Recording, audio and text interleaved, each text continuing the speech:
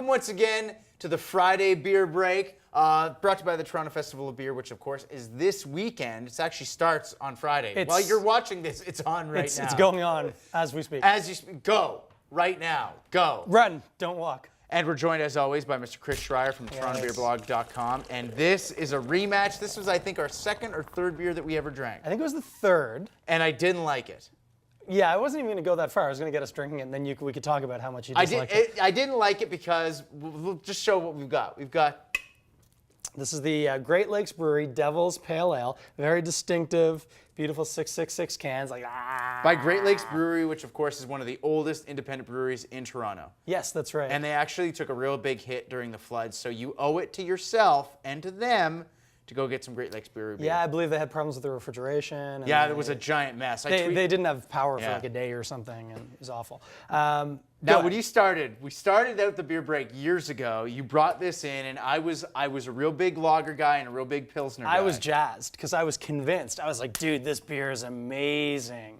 And then I didn't really like it. You were very professional for the recording bit. Well, I was just saying, like, it wasn't my favorite. I wasn't a big IPA guy at the time. It's a very acquired taste. I actually had an IPA yesterday called Ruination. Oh, Stone Ruination? Yeah, from San Diego. And it was definitely an American-style IPA with those big citrusy hops.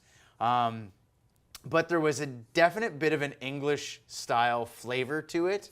I find that American IPAs have this sharpness to them, whereas British-style IPAs are a little bit more, I don't know. Balanced, little caramelly, malty. A lot more maltier and caramelly.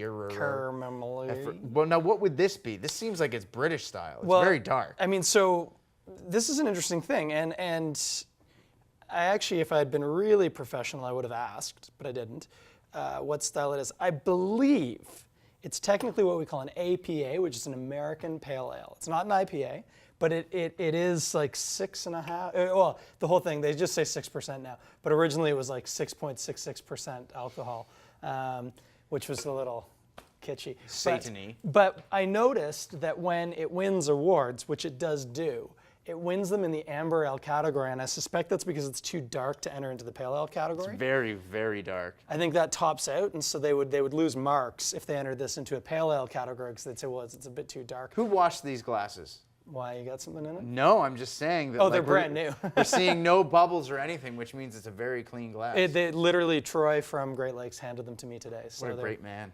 Troy is a great man. All right. Talking about you. So, little sniff, little taste. And this will be at the Toronto Festival of Beer. Absolutely. I'll talk about that in just a minute. It's still not my absolute favorite, but it's really good. And I like it way more than I used to, but it was just my first sip. Let's give it a second one.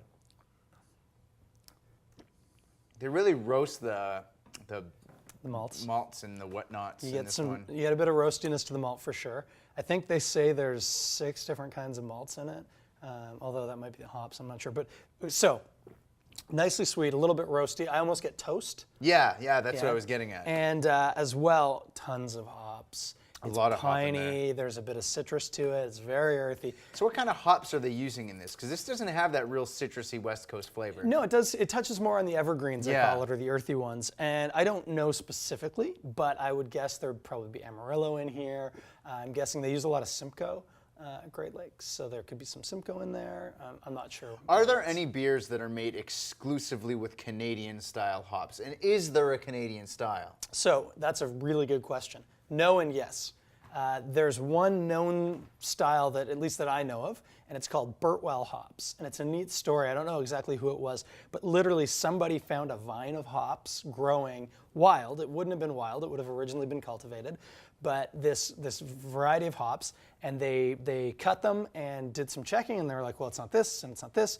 And through, I think they ended up doing DNA testing, they realized that it's this hop that had basically ceased to exist in farming and agriculture.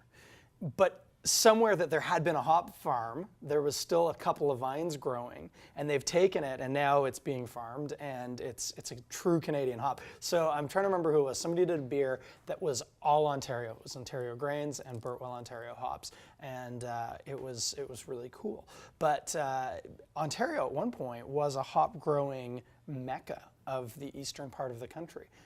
It's southern Ontario, particularly around where we have a lot of tobacco farms now, used to have a lot of hop farms, and the hops got blighted, I think, 2 or 3 years in a row, and the farmers were unable to exist, and so they pulled out all the hops and put in tobacco because tobacco was a profitable crop.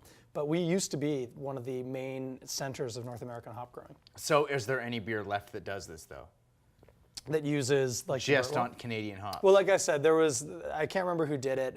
Somebody at least once has done a Just Ontario beer, but I don't think it's a regularly produced thing. The reality is production hops are pelletized, and the only places you can get production hops pelletized is on the West Coast. So even if the hops are grown here, if you want them pelletized, apparently you have to send them to, I think, Oregon or California. Why isn't somebody opening a pelleting factory? Garrett Oliver from Brooklyn Brewery told me, he said, if you got a couple 100,000 you don't know what to do with, become the first hop processing facility on the eastern seaboard and you'll be minted. All right, Kevin O'Leary, you've been listening. I know you're following along at home, Kevin. You know who would know where you could get a Canadian beer made with all Canadian hops? Somebody at the Toronto Festival of Beer, which is on right now and runs through the weekend. Beerfestival.ca is the website. Check out Great Lakes. They've got beers in the cask section as well as in their own section. So tons of good stuff to check out. And De La Soul on stage tonight. De La Soul is playing tonight. I will be there. I'm going there right away to be arms in the air, fist pumping. I hope that people come up and ask you for your autograph. It'll be like validation for all the work that we've done. It would be. I was about to say, I don't know why people would know what I look like. Oh yeah, this is video. Shoot. Well, Great Lakes Brewery, Devil's Pale Ale. It's still not your favorite, but It's all right. Like, it's really good. It's just I'm not a big Schwarzenbeer guy. Like, I don't really like it. So, and I'm getting that impression with this. It's like a Schwarzenbeer, but in like an IPA. yeah, it's almost to like a Cascadian Dark almost. It's not that far, but it's got a lot of the darkness. It's weird because I really love Guinness.